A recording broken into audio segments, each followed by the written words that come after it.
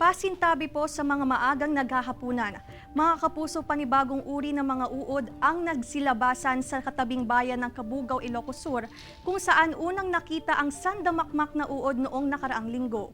May ulat si Ivy Hernando. Halos isang linggo lang ang nakalipas. Isang uri na naman ng uod ang nakita sa Ilocos Sur. Natagpuan ang mga ito sa Barangay Sawang San Juan, di kalayuan sa Barangay Sabang Cabugao, kung saan nakita ang sandamakdak na uod. Nakita ito sa tapat mismo ng kubo ni Namang Crescencio kagabi. Lintyak, tapos ko nakigtuta kung nakalablabaga mo dito yun. Kita, ma'am ko, da kita makastan, tinakit. Pero nang mag-low tide, unti-unti raw namatay ang mga uod na halos 1 pulgada ang haba. Naging malansa rin daw ang dagat. Ang ipinagtataka raw ng mga residente ay dito lamang lumabas o nagpakita ang mga uod, habang dito sa paligid ay wala naman.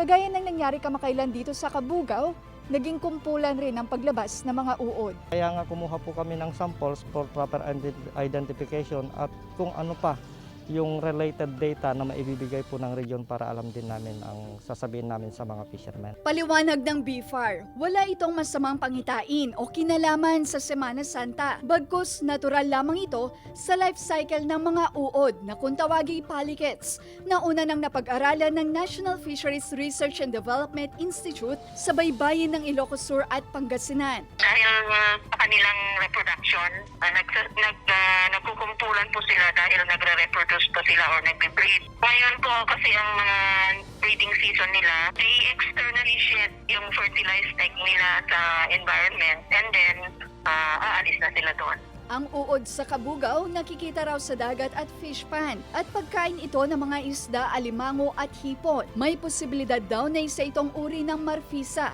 pero kailangan pang masuri.